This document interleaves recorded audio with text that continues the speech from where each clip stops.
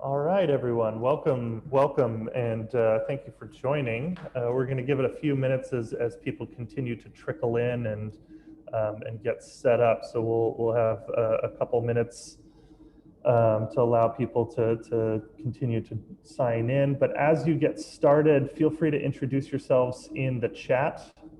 We'd love to know who you are, where you're coming from.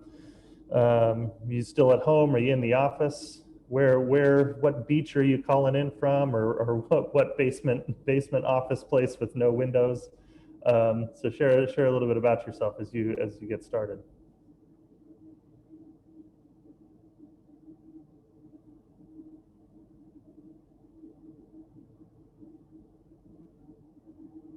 And a gentle reminder for those who haven't joined our webinars in the past, your chat is set at a default to send messages just to the panelists. So as you get started, you can change your chat settings to send messages to all panelists and attendees as you introduce yourself, and that way everybody will be able to see kind of who you are, where you're from, network a bit. And then as we go through as well, you can share additional questions that you might have for the panelists throughout the conversations. We'll be gathering those questions and making them available to the panelists at the end. But feel free to have some side discussion and side chats as we go through the conversations.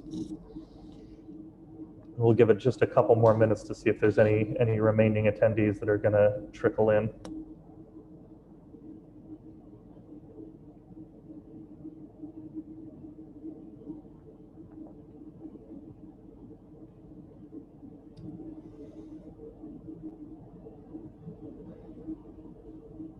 All right. I think let's go ahead and get started. So thank you for the people who are introducing themselves in the chat. Again, just wanted to say welcome. Thanks for joining us today. I'm really excited to discuss how knowledge networks can help with competitive pricing to win more federal contracts. We've hosted several webinars in the past on related topics, like using knowledge networks to increase P-win, build customer intimacy, and to gather competitive intelligence. And we frequently receive questions from our own customers, from experts on our platform, other federal contracting, BD and capture people we speak with about expertise on competitive pricing specifically. So we're really excited for this topic today and continue exploring it further. Before we get started, I want to introduce our panelists. Both are experts in business development and competitive pricing. They help their customers and clients and their teams win and deliver on federal contracts, and they each have a very unique perspective on how to improve your chances of winning. So we have Derrick Chacon, who is the president and CEO of the Bid Coach LLC, and is a capture leader and price to win strategist for federal contracting, and Stephen Kroll, who's a federal contracting and assistance expert who has assisted over 280 different organizations, both in the US and internationally, to break into the USAID market and US government marketplace across the board. So grateful to both of you for taking the time to share your insights with us. Like I said, competitive pricing is one of the most important drivers of P-win, and often one of the key deciding factors on whether or not a bid is won or lost. So thankful for both of you to kind of give us a bit of a backstage pass to the ways you approach competitive pricing and how you use knowledge networks to help position your teams to win. So in our previous webinars, we've discussed different ways that knowledge networks can help win federal contracts. So as a refresher, when we talk about knowledge networks, we're referring to the different individual contributors who support your organization, often in an on-demand capacity. So these are people that go beyond your company's core staff, but can still make meaningful contributions to your business. So they can be advisors, consultants, subject matter experts, industry contacts. They can be short conversations just for intelligence gathering. They can be surge support in a deeper capacity to support your bid. So a wide range of expertise and engagement levels that come in your knowledge network. A company's knowledge network generally provides a very important human intelligence approach to help teams quickly learn about new topics and understand customer needs and get key insights that go beyond what can be discovered just through desk research.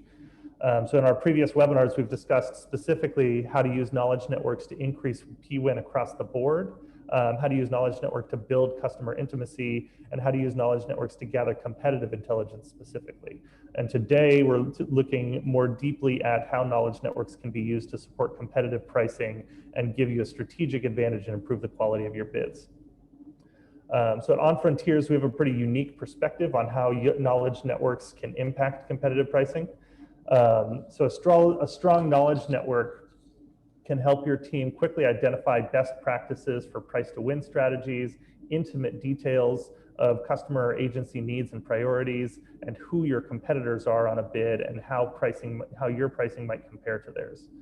So competitive proposals aren't awarded in a vacuum, and buying agencies make their decisions by comparing the proposals submitted to each other and choosing the best one. So your knowledge network and the human intelligence that you have access to are critical tools which can be used to gain important insights and ensure you have the most solid pricing strategy.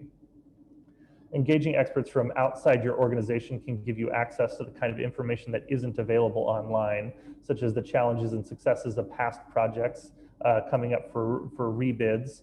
And OnFrontiers helps you to do this in a safe way. So we have a compliance framework. We screen experts for conflicts of interest. So as you're doing your research and speaking with people in your knowledge network, you know that you're not breaking any rules and you're not asking any for any proprietary non-public information.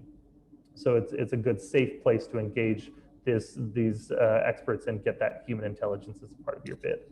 And so OnFrontiers, we are an enterprise knowledge network platform that helps you source that intelligence you need on demand. So you gain fast access to unbiased subject matter experts, very precise targeting of where that expertise comes from to help you win and deliver on those opportunities across the federal landscape. So we're supporting customers that are bidding across all federal, civilian, defense, and intel agencies.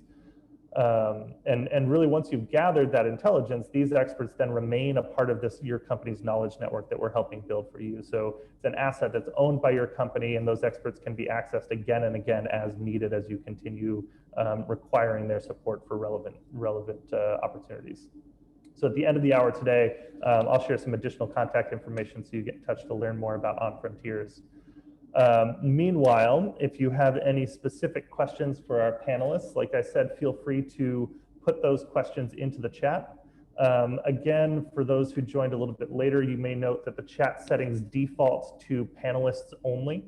So change that drop down in the chat option. You can change it to all panelists and attendees to make sure that everybody can see the questions that you have.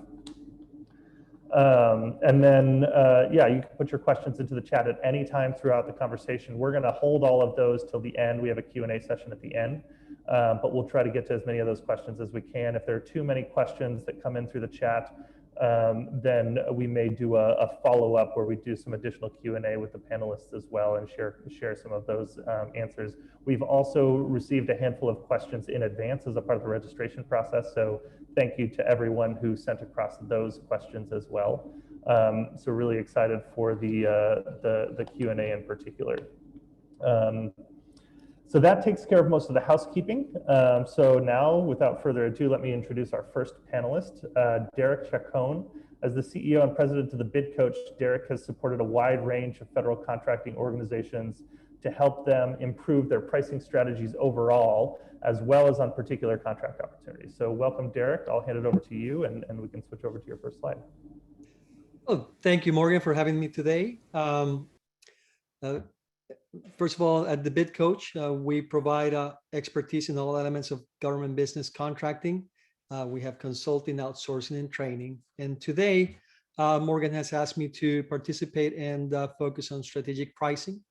And so with that, strategic pricing, there are three particular elements that you want to assess when you're validating your pricing and where you're getting you're looking at how to strategically price an opportunity. They're yourself as a company, the customer, and the competition. Next slide, please. So when looking at yourself, you want to understand what are your goals? What is that you want to do financially? What kind of customers you want to reach? What is the growth that you want to attain? So you want to make sure that you have strategic planning for yourself as a company.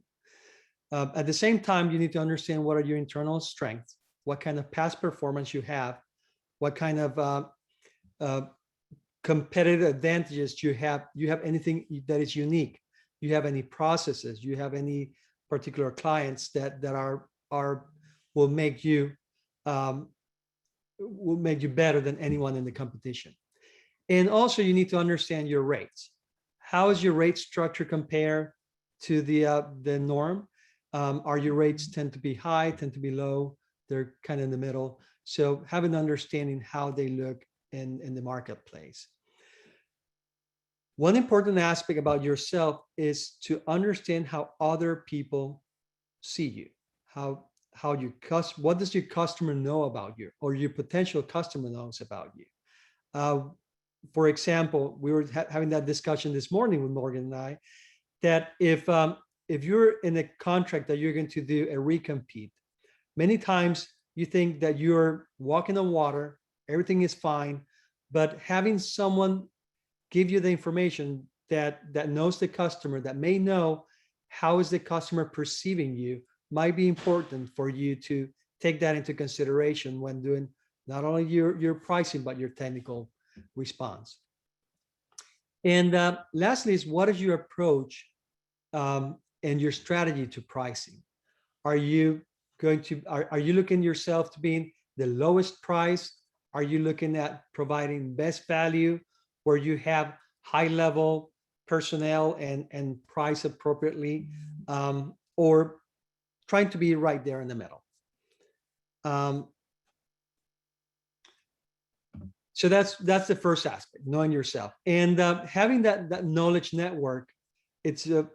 Can help you gather the information into how others see you, because again, a lot, and I have had that many opportunities. There was a particular client that I had in the IRS that I literally heard, and that's what I just said. That now they say we're walking on water, and next thing you know, they didn't win the recompete. They were not. They just didn't know it. Okay, next slide, please.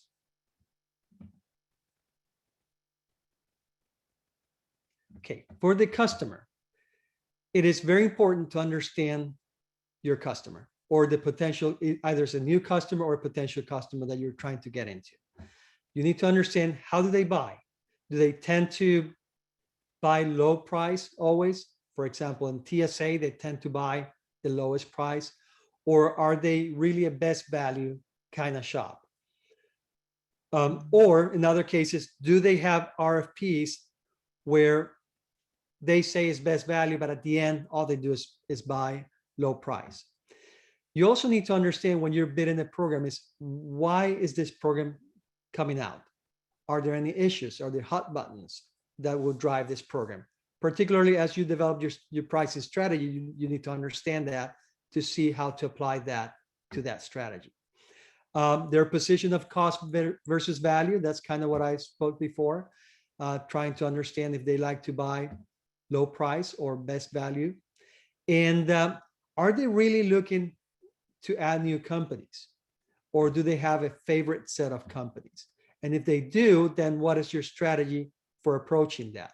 Are you going to try to knock them off via price, or do you really have a technical solution that can actually provide a best value or better value for the customer?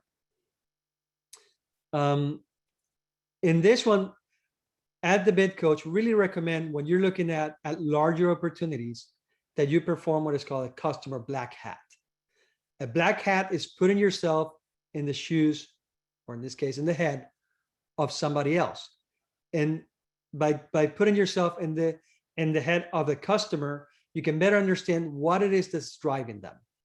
And that is where it's very important to have, if you don't have internally the resources that understand and know your customer, you want to go ahead and find those resources to help you gain that insight of what the customer wants, what the customer needs, to help you guide not only your pricing, but your technical solutions.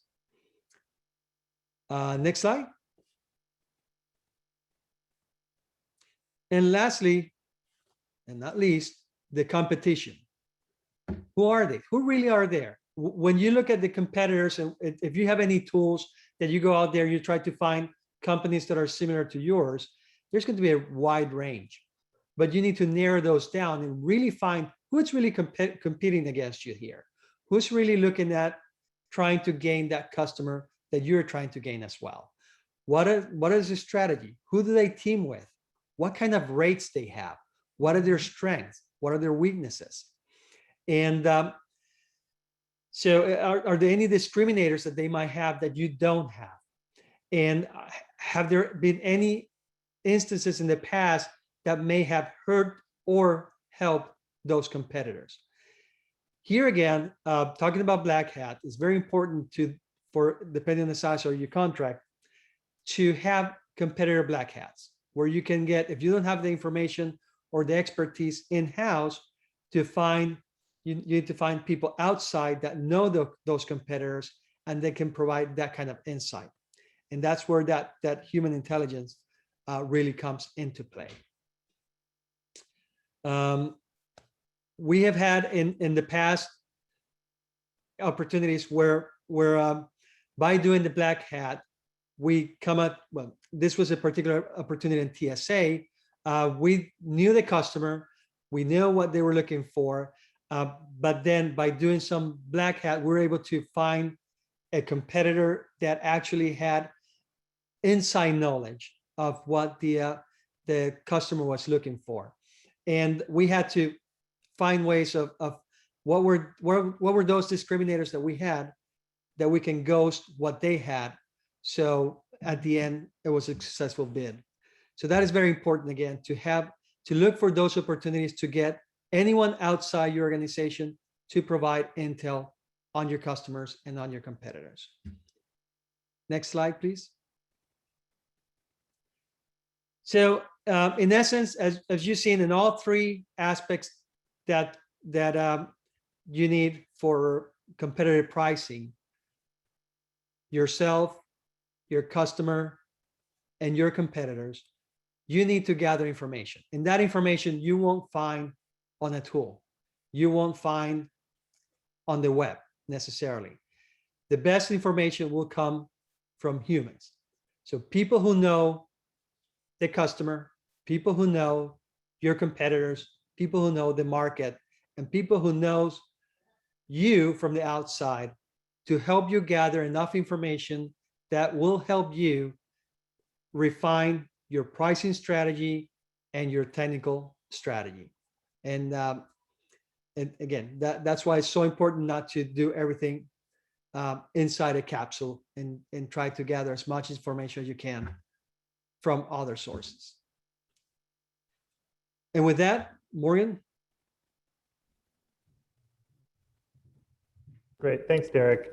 I really like that framework of understanding yourself, your customer, and your competition. It's a very helpful and succinct way of capturing the different considerations that will affect the overall pricing strategy, really across the board at a macro level, and how you're approaching different customers, when you're looking at a specific agency, for instance, at all of the opportunities that come in, but also on the individual opportunities, and how those are different. So there's both considerations that need to come in, but that's a very helpful framework. So we've received a few questions in the chat and during the registration process as well, that it'll be good to get your thoughts on related to some of those points. So I'll pepper those in during the Q&A later on. But first, I want to introduce our second panelist, Stephen Kroll. So Stephen specializes in U.S. federal government contracting and assistance to guide organizations in navigating regulations and effectively winning bids, and has helped a large number of both U.S.-based and international organizations and nonprofits effectively break into the USAID market specifically, which is a whole different animal, a very unique ecosystem within the federal contracting space in the U.S. and help them break into the U.S. contracting ecosystem overall. So I don't want to give any spoilers before you've had a chance to speak, Stephen. So I'll turn it over to you, and thank you again for joining us today. Thank you very much, Morgan. And Derrick, everything you said, I agree with wholeheartedly. What I'm going to really focus on that a lot of it is the USAID marketplace, but I do believe it also applies across the federal government. And part of what I've seen is too many times new entrants get a template from someone else or they use a prior template. And what they haven't done with those templates is make sure they actually work for that particular opportunity. The other part that happens is many templates are Excel spreadsheets. All you need is one person is to change a formula. And then all of a sudden that can become a discriminating factor at the time of award. I actually had a client lost $100 million opportunity because the Excel spreadsheet contained 2 errors. And the view of the client was, if your Excel spreadsheet could not reconcile, how do we trust you with this IT system for our agency? So be very careful using Excel spreadsheets and templates. Make sure they actually fit the opportunity. Next slide, please.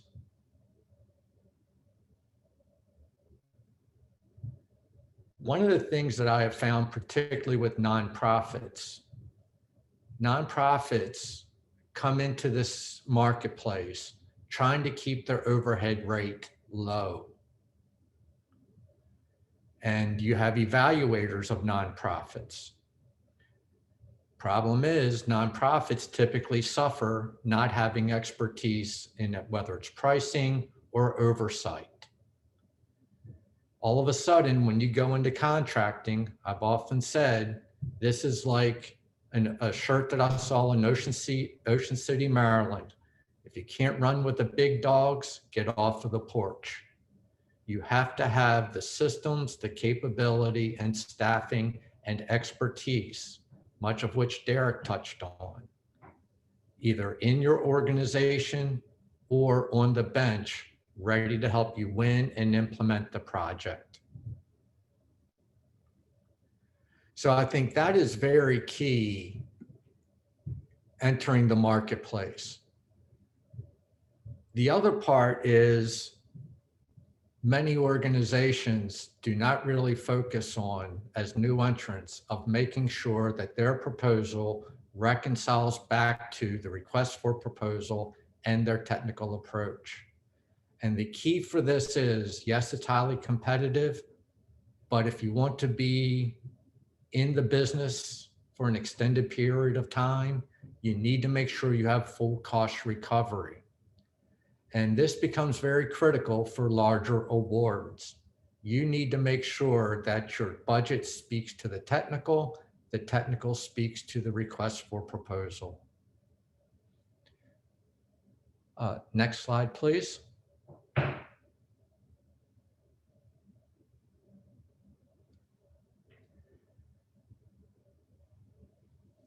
New entrants into the USAID marketplace, and even organizations who have been in this industry for decades, have budgets prepared at a headquarters. Well, guess where the work is done? In Zambia, in Mozambique, in Vietnam. Who do you think has a better idea of the cost of office space, of technical services? So it's critical to bring in that local talent who knows the true cost of doing business to help with a cost proposal. What that also does is you're doing capacity building through that process. And you're also bringing your local talent into the HQ to really understand what contracting means. Many organizations have really written proposals with budgets that have the message, pay for that say, trust us, we've been doing this business for 30 years. Having purchase history as documented evidence for a cost is very critical. Also, who are your vendors? Who are your subcontractors? USAID specifically is trying to get more money into the local market, build the capacity in Senegal, build the capacity in Ghana. The challenge is many of the local actors are not ready for US government contracting or subcontracting. So having the foresight to find out who those vendors are to work for you is critical to win and implement effectively. If we can go to the next slide, please.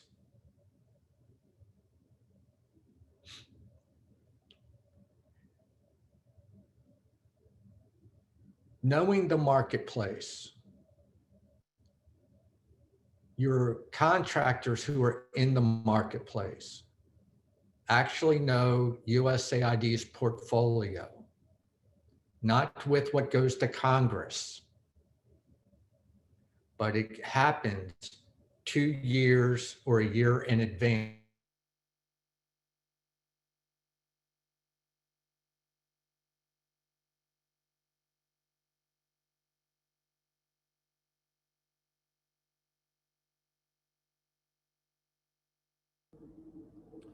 Looks like Stephen froze for a second, so we'll give him a second and see if that comes back up.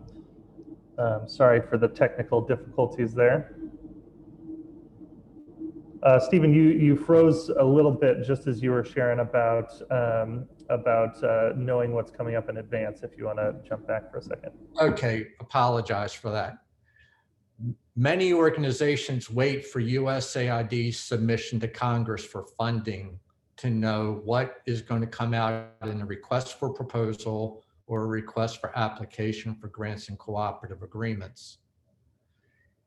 Given that profit is available under RFPs, your big boys and girls in this industry have built a relationship with USAID for years. So that business investment of meeting USAID, knowing who they are a year before you plan on bidding rather, is very critical to identifying local subcontractors, but it's also critical in having USAID know your interest. A lot of that can be done at a local coffee shop next to the USAID mission. And I've mentioned that to a number of groups. They've taken that under advice, and that's where they have found some of that other knowledge that Derrick referred to earlier. Because once the request for proposal comes out, many people have closed lips, especially people working under that project or what they call program office. So please take advantage of that. And again, USAID specifically has certain expectations. You work overseas, there's something called allowances and differentials. There's something called restricted commodities. Knowing that language and knowing when to get something called an approval or a waiver is highly critical then for winning the opportunity, but then also in implementation, surviving an audit. We can go to the next slide, please.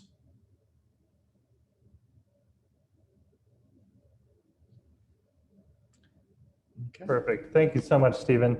Like I said, your perspective on USAID in particular, I think it translates to a lot of the different agency-specific things across the federal landscape in general. So, customers that are maybe familiar in a very particular agency or buying office and are now trying to expand their footprint into other agencies that have different traditions, different priorities, different terminology, different compliance considerations as far as what that pricing and how that looks. It can be very agency specific very quickly.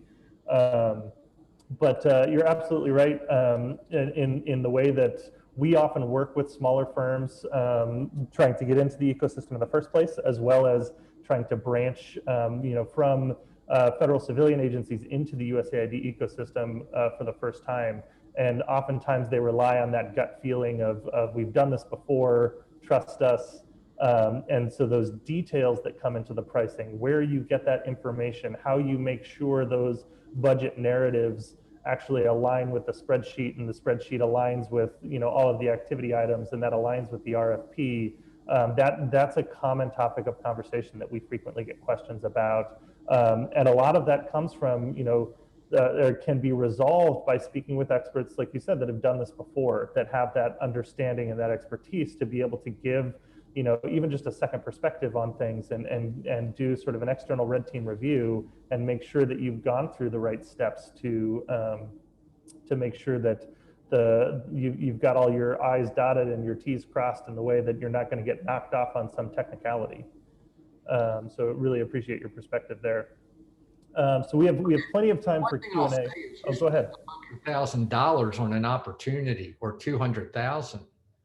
You want to make sure it's the best product you can deliver. Yeah, absolutely. So we have plenty of time for Q&A today. So again, as questions come up, we've got a few questions in the chat already. As additional questions come up, feel free to drop them in the chat, and feel free to as you all as attendees are seeing the questions come up, if you have thoughts and perspectives, feel free to share those in the chat as well. But my first question is for you, Derrick. Out of the three areas you talked about, knowing yourself, knowing your customer, knowing your competition, which area would you say is the most commonly missed by teams that you work with? And does that change by the size of the company that you're working with? So do smaller teams and smaller companies miss certain aspects of that more often than, or in different ways than larger companies? Excuse me, Morgan. Yeah, so the one that I see mostly missed is looking at the competitors, believe it or not. They focus on the RFP, they focus on the customer. They understand themselves fairly well. Yes, they don't look for that feedback, external feedback about themselves, but I don't see it as important as knowing their competitors. And some of it, excuse me, yes, it does translate into the size of the company, because in order to look into your competitors, as I said before, the database out there, or the list of competitors out there, is generally fairly large. So trying to narrow down which ones are your real competitors within the addressable market, it takes time and effort. And again, many just don't do it. They just say, okay, we focus on our proposal, we do it, we do the best we can, and that's it. But that doesn't necessarily lend to a winning proposal. You need to apply not only pricing strategy, but technical strategy, where you're going to ghost those competitors to make sure that your proposal is viewed as the best one of all. Yeah, that's helpful. And related to that, I mean, this is a question that's just coming up now. I'm thinking of, we did a poll earlier, the first poll that was up while you were sharing, that was asking people to share where they're gathering information, where they're getting these relationships and these subject matter experts, and a lot of them are coming through partnerships or referrals. And so oftentimes those partnerships are subcontracting partnerships, or you have those 51-49 splits where maybe it's pretty equal, and sometimes the subcontractor themselves is actually doing most of the work on writing, and it's the prime that's bringing some relationships as well. But in that element of the knowing your competition, how do you parse that out, as far as, we're gathering competitive intelligence, but we're also looking for partners, and knowing where to walk that line and gather that information from partners versus competitive intelligence. Does that make sense? Yes, it does. And again, we know how this market is. We're all frenemies, right? So one day we'll compete and one day we'll team. So it all falls kind of together. You're trying same way as you are when you're developing your solution, and you look at your gap analysis, trying to understand who is going to be the best fit for your company to close those gaps, if any, or if one of those competitors, you need to take them out of the street and you bring them into your team, those kind of things. Now, all of that, or most of it, or let me take that back. The most accurate way of finding all this is through human business intelligence. So you want to find those people that know the market, that understand the market, that can help you guide and understand what is the market like out there, and who those competitors are. One thing, for example, going into the teamings, sometimes you get a company that comes to you and says, "Hey, we're the prime on this contract, but it will no longer come under us. So let's go ahead and flip it. We'll sub to you," and you go in. Well, you need to understand in that particular case that the customer really wants this guys, or are they changing the contract type just because they want, in this case now, an SDV OSB, or is it because they're really trying to get rid of them, and now you're stuck with them as a team member? So all of those, all that data tends to come from human intelligence gathering. Thanks, Derrick. Stephen, we just had a question come in for you that's talking about USAID specifically, and how USAID is often seen as being a little bit more newer to the contracting side of things compared to DoD or other federal civilian agencies. Are there any trends that you're seeing with those contracting approaches, pricing sensitivities, and preferences? I would say, the whole thing has been historically assistance, grants, cooperative agreements, contracts, 50-50. But what I will say is that through the past 3 administrations, talking about the current, Trump and Obama, is that there is an emphasis on showing impact. So what I'm seeing now by the work that I do is more opportunities are coming out under requests for proposals, meaning contracts. And that's what's led then a lot of nonprofits to get into contracting, because they've seen that money flow go into contracts. If I think about the pricing, and I would say the difference between USAID and DoD, USAID looks at the dollars, Department of Defense looks at the millions.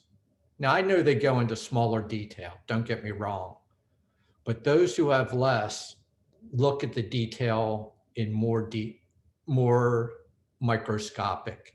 So that's the one thing I advise organizations is you really need to tighten up your budget notes to explain to the person who probably thinks you make too much money, to make sure that your budget notes secure every dollar with a USAID opportunity.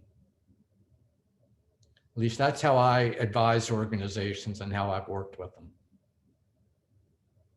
Yeah, that's helpful. And I know, so kind of to build off of that, I know many of the companies you work with, so there's a whole range of different companies that kind of fit into this space, right? That I know you work with some of them, we work with some, we've had a lot of conversations with others, but they can range from, one to 2 people, small companies that are subcontracting international development teams, subcontracting with Chemonics and DAI and all of those, top 100 contractors, all the way up to very established international NGOs that have been operating for 30 and 40 years doing program management work and have offices in 50 different countries. So how does that range of companies, are there any common missteps related to this that you see hit most frequently? And does that change depending on where that size? Because I imagine that that's a very different challenge. If you have, an established organization with 50 different country offices and actually has an overhead budget and some resources available, the mistakes that they're going to make are going to be very different from the 1 to 2 person team that's trying to get their first and second prime contracts. Right. And I think organizations breaking into the marketplace do not have the bench strength in order to compete. And I think that makes it difficult breaking in. And that is why a lot of organizations break in as a subcontractor, as a way of entryway in. I would say established organizations, I think what they struggle with initially is knowing the peculiars of the USAID regulations. That's one aspect. Every federal agency has a supplement to the FAR. DoD is the DFARS, and then the Navy has a supplement. USAID has the ADAR, which most of it is around personnel and compensation. And also foreign aid has a limitation on certain items of where you buy it from called source of nationality. Source of nationality there is because people, the farmers don't understand the benefit, the unions don't understand the benefit, pharmaceuticals do not understand the benefit of our money going over.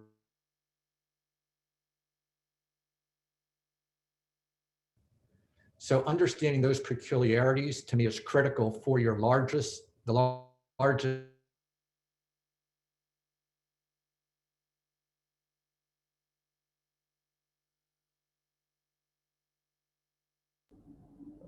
Stephen, it looked like you froze up again real quick, but I think we got Stephen, I was saying you froze up again real quick, but you were mentioning, those kind of the misunderstanding of the pharmaceutical companies and knowing the value of those dollars going abroad. Right. And what that impacts is limitations on where you buy things from, restrictions. And so understanding that a lot of times is a nuance from a DoD perspective where you're trying to get best value to win. Sometimes you have to pay more to stay eligible by buying from the right company or country. So I'd say that's critical for someone who's established to understand that nuance of USAID. Yeah, I think that's a really important consideration because that's again where you get that very specific direct impact on the price of the proposal and where those inputs are coming from. Right.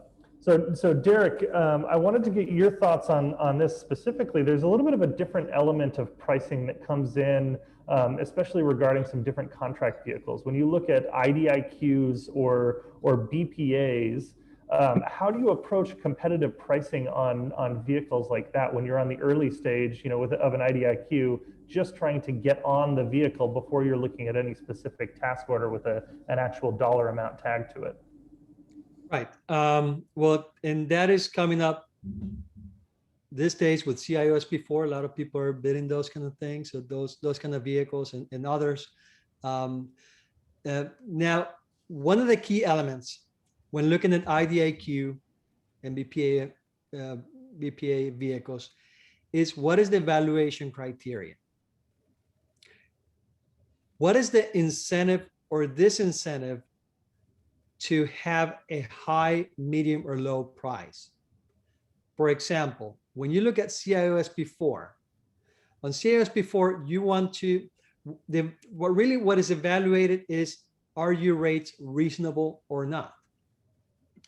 And that reasonableness can come through many sources. Could be compared to CIOSP3, could be compared to a range of salary surveys, plus any indirects and so on.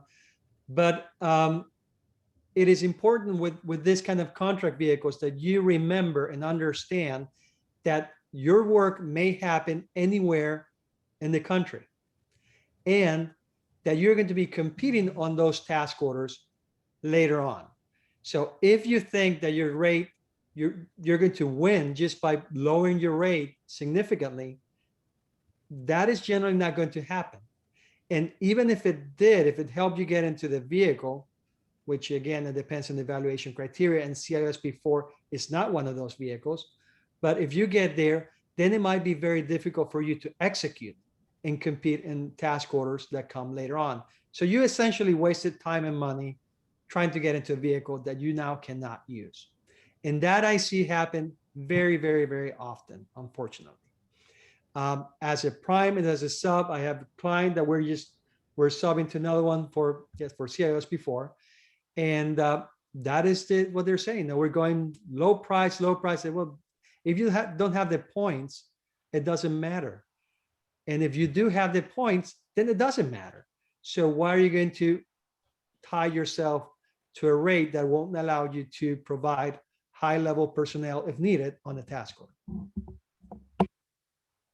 Yeah, and similarly, I mean, we talked about that with I mean, you talked about within IDIQs and BPAs when we talked about this before, the importance of building out specific scenarios to provide that justification in different, you know, they can be sort of hypothetical, but realistic scenarios that justify those pricing considerations, maybe in activities that are different places around the country. And I shared in one of our earlier webinars, one of the panelists mentioned that he had done some pricing work on a bid. They'd built up all of their justifications, all of their scenarios, had a really solid pricing strategy where they went in, and right before they bid, the CEO of the company he was working for at the time decided that he wanted lowest cost, and so he cut the whole pricing by 25%. And then they got thrown out because it was unreasonable. They wouldn't have been able to deliver at that particular location, and you know, that the importance of the actual scenario and the value that goes into that pricing and the details behind it, both on you know, getting the actual evaluation, but then on you know, sort of preempting the questions that can come up from the agency, you know, during the evaluation stage as well. Do you have all of that data that backs that up of this is exactly why we came to that pricing? Exactly.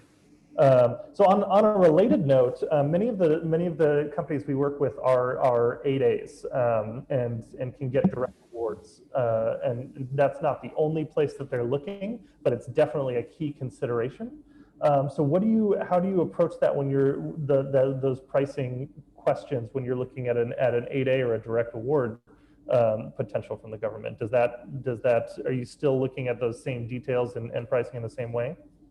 Well, and when you're looking at the direct award, that's where your customer intimacy is going to be the most important, right? You really need to understand your customer and what is driving them.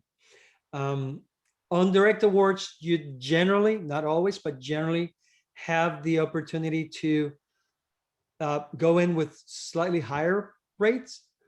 And to some extent, you want to do that. You want to make sure that as you get your direct award, you ensure as much as possible that you will be able to execute. Because again, you're building the relationship with the customer. The customer is giving you a direct award because they don't want to go through all the process of competing this. Plus, they have gained some level of trust that you can do it. Now you have to show them once you get it that you actually can perform it and do so. That may allow you to get other contracts or at least some favorable ratings that will give you future contracts with that customer, even if they're competitive. But that's the key. Just generally, you won't go low price when you're doing direct award. I wouldn't push for low price, you know, for direct award. I would just push for the relationship and have a best value solution for them. Yeah, I know that's going to be helpful for a lot of teams that we speak with. Stephen, similarly on kind of the different contract vehicle sides, you know, a lot of USAID specifically, we've talked about this at a high level, the difference between, you know, competitive contracts and grants and cooperative agreements. How does pricing strategy and scenarios differ when you're looking at those different vehicles? So grants and cooperative agreements is considered assistance. And a lot of the way that works is you have a great project, they like what you're doing. US government funding is then considered additive to helping someone in a country. And that's where the budgets have basically, in my view, had trust us, we know what we've been doing. So there's this level of detail that's not needed in order to get 50 million, $100 million, whether it's a health program or a technical services project. Moving into acquisition, you are now also dealing with different competition. You go from dealing with, for the most part, competing with other not-for-profits to now competing with contractors who are used to bidding on government work. And so what I have seen there with the nonprofits is they have to really up their game from the standpoint of proposal preparation, budget notes, and then negotiating effectively. Because the way most of the folks who are in nonprofits negotiate with the government for grants and cooperative agreements, if they say cut your proposal by $100,000, $200,000, they'll basically say okay and redo their budget. In contracting, you have to make sure that if the client says cut your budget, you should have enough confidence to say, how would you like the scope of work changed? You know, we're willing to make certain cuts, but this requires certain capability. That's not in the mindset of the not-for-profit to have that type of a negotiation. So that's where I see a mind shift change from grants and cooperative agreements to contracts. And the other thing I'll say with that, nonprofits with grants and cooperative agreements live by something called a no-cost extension, which means the government extends the period of performance because there's significant money left to continue helping people. What that says to me, coming from the Department of Defense, you didn't get the job done, you didn't do it on time. So there needs to be then a change in mentality of sense of urgency moving into contracting. And that sense of urgency doesn't exist with a lot of organizations. Yeah, that's helpful. Derrick, I have sort of a two-part question for you. One of these was one of the things that we've discussed a little bit before, and then kind of gets built on by one of the questions that came in during registration process. But I know there's a lot of times, and Stephen, I'll let you kind of take a swing at this as well after Derrick gives his thoughts. But a lot of times there are times when teams will very strategically and intentionally bid below, low on a contract that's sometimes even lower than full cost recovery. And they do that strategically for different reasons to build up past performance and then use that as a leverage to get on other contracts. But I'd love to know what your thoughts are on kind of the risks and advantages of doing that, what that looks like in different situations. And then to kind of tag on to that, we had a question that came in during the registration process about what are some of the risks, the specific risks that small businesses in particular can take to kind of build their capabilities but still be profitable. How do those two things kind of play with each other? Okay, sure. Here's where knowing yourself is very important. You need to understand what is your where you want to go strategically, where your costs, how your costs are, and if you're going to make a strategic investment of going to a contract being low cost and not even covering your cost, then you need to make that in such a way that you know what you're getting out of it. Now, why do I say that? If one of the biggest risks of doing that is the risk of performance. If you don't perform or cannot perform satisfactorily on a contract, doesn't matter what was all your strategy, everything that you had planned, if you get a bad review from that customer, that's going to hurt any future opportunities that you have. So in those cases, just don't do it. So you have to make sure that whatever you do, you have the capability of putting more money if need to perform and take that contract to completion on a satisfactory manner. So that's the biggest risk. Now, I often I heard from a client say, okay, well, yes, we're taking a risk on this. And then I said, well, but you have to be careful about what is a risk. Yeah, we're taking a calculated risk. And my next question was, okay, show me your calculations. And there were none whatsoever. It was all thin air.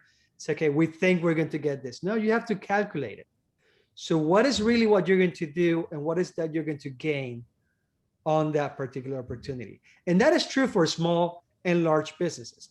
But it is even more important in small businesses because you're going to have most likely less number of contracts that a bad CPARs will hurt you more.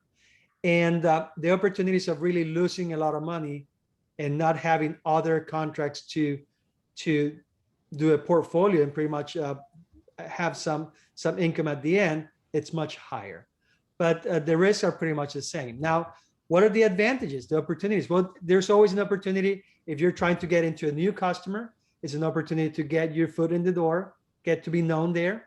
But again, you have to perform well. Otherwise, now they know you for the wrong reasons. And there's also an opportunity to, if you want to find some specific team members and those kind of things. So there's a lot of strategy that has to go along with it and make sure that the benefits, as you calculate them, are greater than the risks. So related to that, one of the questions was what small businesses can do and what are the risks that they can take and still be profitable. Is that one of the risks that you would suggest that they keep in their tool belt? And what are some of the other risks that they can take to be competitive but still be profitable there? Yes, with the small businesses, there are a couple of things. Sometimes when you will find small business that have very low overhead. So remember, the equation of your indirects is going to be all your overhead divided by all your sales or your base, pretty much. So if you have a low overhead, you may be able to take a little more risk, to go with a lower, what is called RAP. And I don't know how familiar you're with the term, but the RAP is going to be what is added to the your cost or your salaries. And you may be able to still perform and be at a very low price. However, some small businesses don't have enough base, so they don't have enough contracts. So now you're really going into a territory where you're actually trying to perform at a loss, but you don't have enough to really support that. So that's the risk. To me, again, with small business, is a very fine line, just because you don't have that many places to go and you don't have that many of a safety net. Let's put it that way. That's helpful. We've got a couple minutes left. Stephen, do you have any thoughts on that question before we wrap up? Yeah, no, the thing I'll just, and Derrick, you to me captured that perfectly. And the other part that I would just add to it is your larger contractors can have loss leaders. I mean, just look at the marketing budget larger contractors have. Your small contractors do not have that. And too many times in smaller organizations, it's driven by a win versus understanding the financial repercussion if they lose. And then if they're new to being a prime, they have not gone through the CPAR process. And so I think education of performance and it being documented in a government-wide system is critical for all new entrants to understand that. Yeah, and I think, from our perspective too, this is a particular conversation that we have a lot with teams. This is where knowledge networks often come in, especially with small teams. Is you're trying to keep those overhead rates and those RAP rates as low as possible, and so depending on a knowledge network can help you put the people around you, have the kind of the human intelligence, the subject matter expertise available to support you externally, that in a way that doesn't hit your overhead. So that becomes a big part of that, strategy. Sorry, Derrick, you look like you had something you wanted to say. Yeah, so in line to what you're saying, like there was a question about how do you know if your overhead and fringe are within that norm? So that human factor can help you determine that. That's one area.